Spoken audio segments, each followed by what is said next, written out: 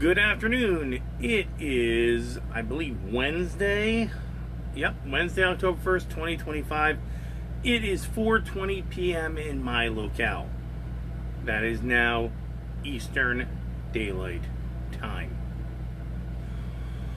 So, the last time I spoke to you guys, you were watching me leave Lake Hopewell in New Mexico, and I decided to go down to see Santa Fe.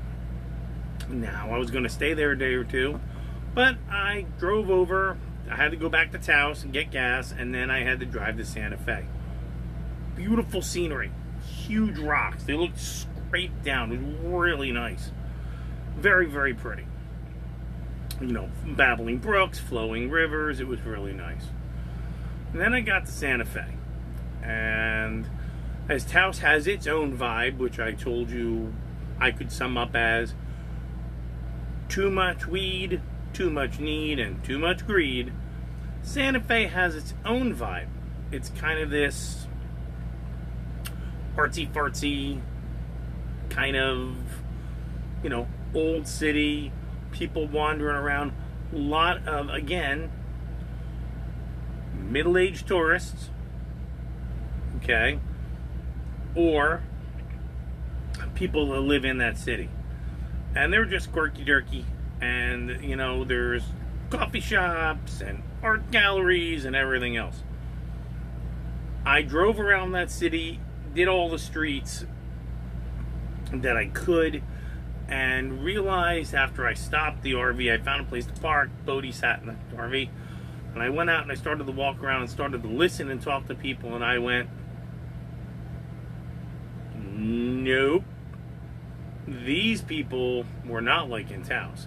These people thought they were either better than everybody else or richer than everybody else.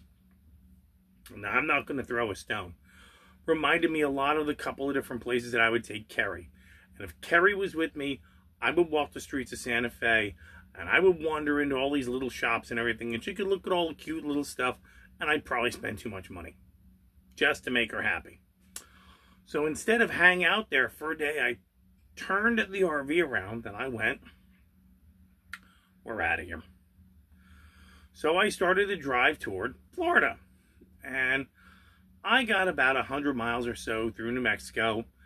And I was on either I-40 or I-10. And I saw Love's, stopped for the night. We had already eaten, so we were fine. Next morning got up and we crossed into Texas. Now, Texas I really liked.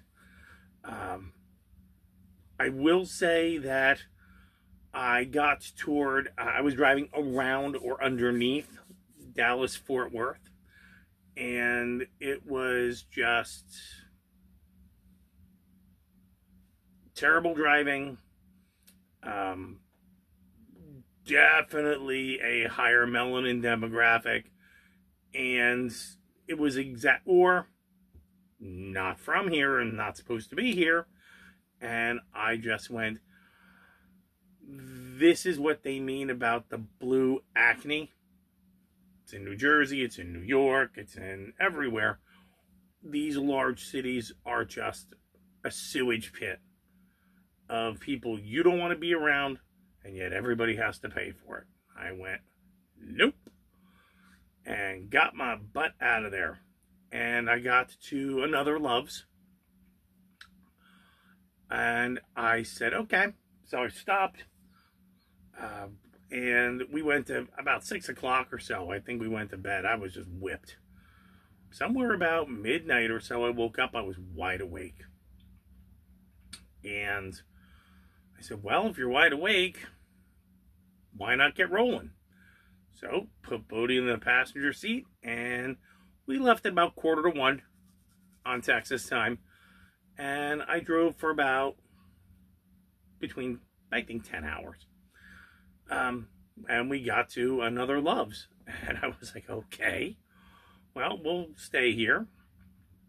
About 6:30, 7 o'clock, I went to bed. About 1 o'clock in the morning, I was wide awake. And I went, well, if I'm wide awake, let's get rolling. And so I drove at night. And The second day through Texas, I was able to get through Texas to Louisiana, and that was interesting. I got to see Shreveport at like 5 in the morning. It looked like somebody wanted to take an old southern city, and then they threw Las Vegas in the middle of it. And it was pretty ugly. And I went, well, let's just keep moving. We were able to get to Alabama. I was able to go through Louisiana and get to Alabama. No big cities in Alabama. So we just, I think we stopped at a rest area at about 6 a.m. before I got to Alabama. I took like a 2-hour nap, got back up. We went to Alabama, found another Love's, because they're all over the place, and pulled in and went back to sleep. Again, 6:30, wake up. It's midnight, 12:30. All right, well, go get gas and get a cup of coffee, and let's get rolling. And that was where we are today, because I drove through Alabama, and as I was driving, and I went over this bridge, big bridge, and we got to see, there was this thing, it was flashing red, white, and blue. Red, white, blue lights. And I thought, it's a cop. It's in front of me, so slow down. I think everything's good. Not a cop. It is light shining on a piece of concrete that says, "Welcome to the free state of Florida." That made me happy. So I drove straight through, drove past Tallahassee at about 8 a.m. and didn't even stop. Oh, it's the state capital of Florida. I saw Dallas, Fort Worth, and Shreveport. I have a funny feeling this is just going to be another big blue pimple. Keep going. And drove straight down and ended up in Live Oak. And found the town hall, started looking around, what's going on over here. Didn't really talk to much of anybody. I mean, it's a small town. It looks like it's half living, half dying. And so I looked for a campsite. And I found one in a place called McAlpin. It's about 9 miles from Live Oak.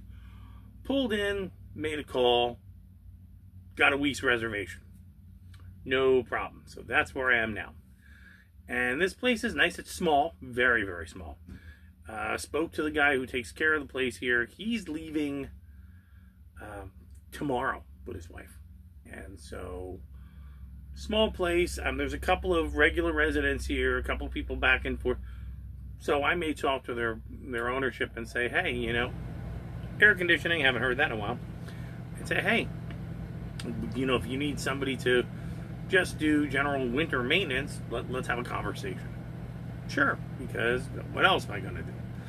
I got to go find my property and take a look at that. Again, I don't have clear,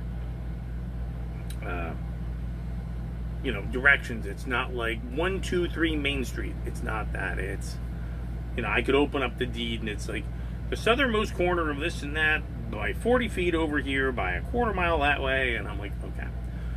At least I found town hall. So I found where the tax assessor is, found where the sheriff is, and I found where the county clerk is. So if I take the deed in, I can say to them, help me interpret this. So I'll probably be heading out that way tomorrow. I've got water, I got power, I got sewer. And it's all 30 amp and everything seems to be okay. Now it's a matter of, like I said, the furnace still doesn't work, but I met an RV tech today. And that was kind of cool. So I gave him a talking to, and he may come back. Hot water. I haven't had hot water all the time I was in Tres Piedras. So I've got the hot water heater. There's an electric hot water heater. I got it turned on. Give it some time. Let's see if I get some hot water. If not, I'm still going to call the RV tech and go, hey man, I think my anode's done. Right. So I've parked. Move the slide out. I've had a chance to do a little cleaning in here because It's not. It's a lot easier when it's 84 degrees than it is when it is, 44 degrees. And I can put some things out and away. Made a phone call and got some groceries. I lost a couple things in the freezer. Fortunately, I didn't have a whole lot. So it's like, because I never bought the ice for the cooler, because I was like, well, it's just a little lunch meat. Well, I'm going to throw the milk out anyway. So I think I lost a pound or a pound and a half of ground beef, quarter of a half gallon of milk. Fine. What else? A block of cheese. Nothing hysterical. So I'm like, well, that's small. So I just ordered some stuff just to tide me over. And then we'll figure out what we do next. Okay? So, we'll get started over here. We're going to go with our daily Zen poem. Okay? Illusion and enlightenment depend on each other. Principle and actuality are ultimately the same. All day long, sutras without words. Through the night, Zen without sitting. Warblers sing in the willow grove and by the river. A village dog barks at the moon. I have no one to share my feelings, so I just write what is in my heart. And that's by Ray Okan. So that's kind of cool. I like that. A village dog barks at the moon. I have no one to share my feelings, so I just write what is in my heart. And that is beautiful. So before I go to our daily rune pull, I gotta tell you, I'm kind of looking forward to seeing that property. Maybe it'll be a great hermit place. Other than that, tomorrow I have a little bit of stretch time. If I can go to the courthouse on Friday, and I can try to hammer on, finding something to do. Now that I'm here, I can start typing in Live Oak and see what comes up. There's got to be a hotel somewhere or something that needs somebody to work at night. So that's where we're going to start aiming now.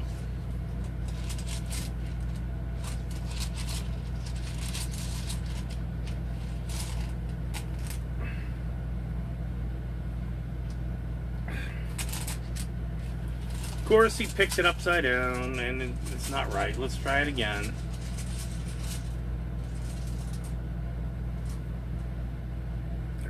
Let's try that again. Okay. That looks a little bit better. This time it's not sideways upside down. It's right side up. It doesn't have an inverse because it's the rune of fertility. Okay, we've had this one before. The rune is akin to the moon, the intuitive part of your nature toward harmonizing and adjusting in the sphere of personal relationships. It is the need to share, the yearning to be desired, and a search after similarities. You have to complete beginnings. It is a time of joyous deliverance of new light, a new path, which would make a lot of sense because I just got here. I have to finish something.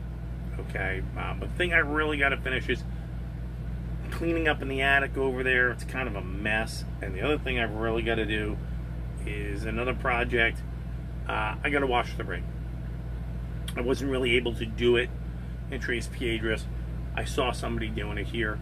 I have a hose, I have a bucket, I have soap, I have a brush. That might be something that I would want to do tomorrow afternoon. Let's see. Perhaps the difficult state of mind can be resolved and clarified. You must fertilize the ground for your own deliverance. But as things change, you cannot live permanently amid obstructions. So you have to go from this closed chrysalis state.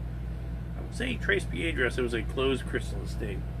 You have to resolve and clear away the old and experience a release from tension and uncertainty. You may have to free yourself from a rut, a habit, or a relationship, or from some deep cultural or behavior pattern, some activity was quite proper to this self you were leaving behind. The movement or just before birth is dangerous, and it is time to go to the delivery room.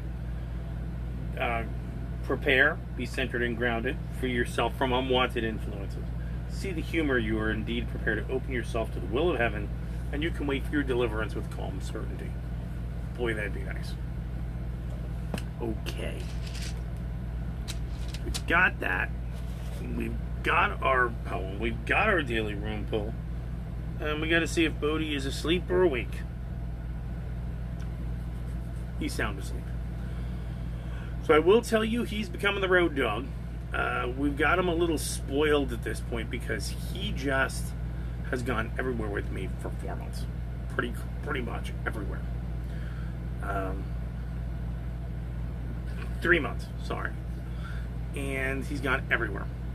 So he's been a very good traveler. He's been much better and more calm in the car. Maybe I can put the Benadryl away so we don't have to get near that when he gets antsy. He surprised me. Not today, the day before, I opened the RV door, the passenger side door, which is a little high. And I thought he's not going to be able to get in. I'm used to picking him up and putting him down, picking him up and putting him down. And I opened it up, and he just hit the stair, hit the ground, hit the seat. It's like, oh, there we go. So that was pretty impressive to see him be able to do that. So like I said, my next plan is just to find something to do for money. Go see my property and try to resolve the clutter cleaning thing. It's not bad, but I want to do better. And I think that now that I have the time and the space to do it, excuse me, I don't have to get in the car every 2 hours. So if I want to put up the step stool up there and just pull half the stuff down and throw it on the floor, I have the time and the space to do that. Might not be bad from a decluttering standpoint or just an organization standpoint. In the back is the same thing. It's a little messy, but it's not crazy. Excuse me, I wish I could get rid of some of the stuff that's there. It has no value to me anymore, but there is somebody that it may have value to, and no, it is not Carrie. I have gifts for her over here.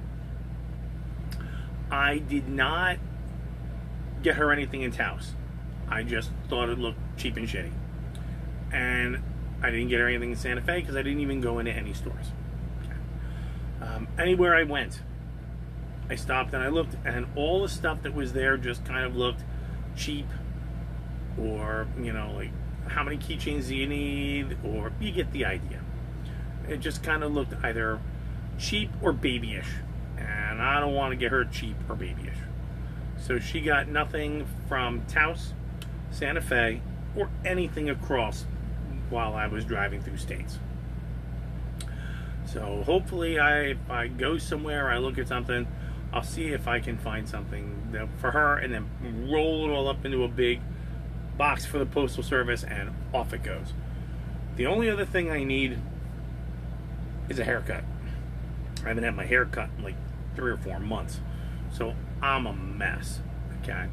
I can do my beard, and I do have a hair trimmer, but I would be doing probably a hatchet job on my head, so I'm not going to do it. So when I go to town, down the road a piece, I'm going to look up barbers and see if I can find an old-fashioned barber, get my hair cut, get myself shaved, get it all done. That sounds like a little treat for me, yay me. But that's all it's fit to print. Don't go to Shreveport. It's awful. It's ugly. Don't go to Dallas-Fort Worth.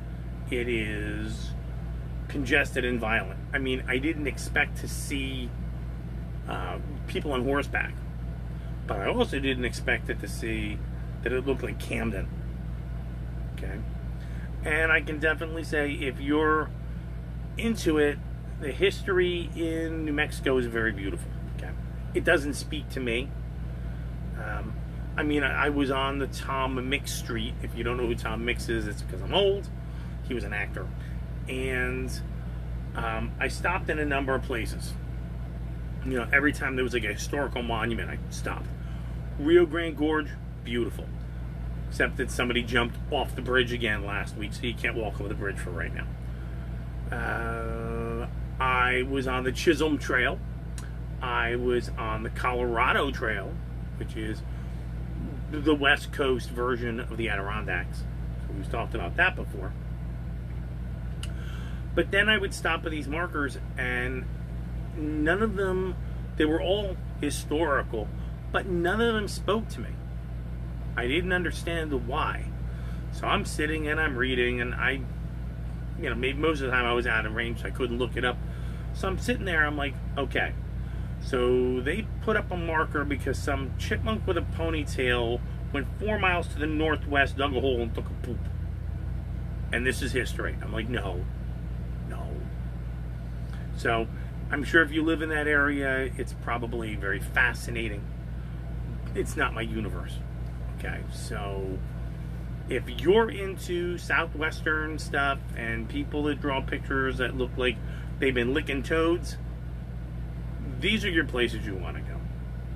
I did not go to Alamogordo. Maybe I should have instead of Santa Fe. I did not go to Roswell. Maybe I should have instead of Santa Fe. But if I'm ever out that way again, they kind of want me to come back in May-ish. That's what they said. We'll believe it when we see it. And I might go back, okay? But one thing that was awful were the pack rats. I talked about that. They're little, they're about this big, and they just get everywhere. It's everything. And they just make a mess out of things. They really do. So, that was troublesome. Of course, as I said, I think Bodie ate one or two of them. Put out the glue board, and then I get up, I put him down, I think I hear something, I turn around, the one that was stuck on the glue board is gone, and there's like a spot of blood. I'm like, it's not popcorn, don't eat that. So we've learned he is a ratter, and that's cool. I'll deal with that. But for right now, I think we're going to just get thinking about dinner. Took a nice off. Taking the trash out, and I've got to go take it out again. I'm sure I'm going to be abusing that dumpster for a while, and that's okay. I just am happy that I'm out of 44 degree weather, and I'm happy I was able to get that campground closed. And now I'm more excited to find something to do, and let's see how that goes. Okay, like I said, I'm going to do most of my focus on non or limited people work. So when I'm not doing stuff on the computer, I'm going to look for hospitals who need night stuff. I'm going to look for hotels that need night help. Heck, maybe I'll even apply at Love's, and because I know that they have people who work overnight, and truckers come in and out, and that's pretty cool. Gotta say, a lot of the truckers I was meeting as I was walking around, middle of the night, early in the day, super nice people, very professional. The ones that I was worried about, like I said, they seem to go to this back corner. They enclave themselves, and they don't seem to mess about with anybody else. So that's but hey, that's what it is. Unless I'm going to become a truck driver, and then maybe I can operate safely on the road. You never know. But no, all options are open. So what I'm going to do is let Bodie sleep, because it is technically his nap time. And we're going to get started and see what happens next. So, glad I could check in, giving you some places to avoid. Okay? If you choose to go to places that are no longer the America we grew up in, these are places you might want to visit. You take your life into your hands. It is what it is. Some people really get off on stuff like that. Not my cup of tea. Then again, you can't force me to drink it either. So, from Bodie and me in McAlpin, Florida, good to see you. I'm going to upload this video in a couple of minutes. And maybe I'll see you tomorrow or maybe the next day. But thank you.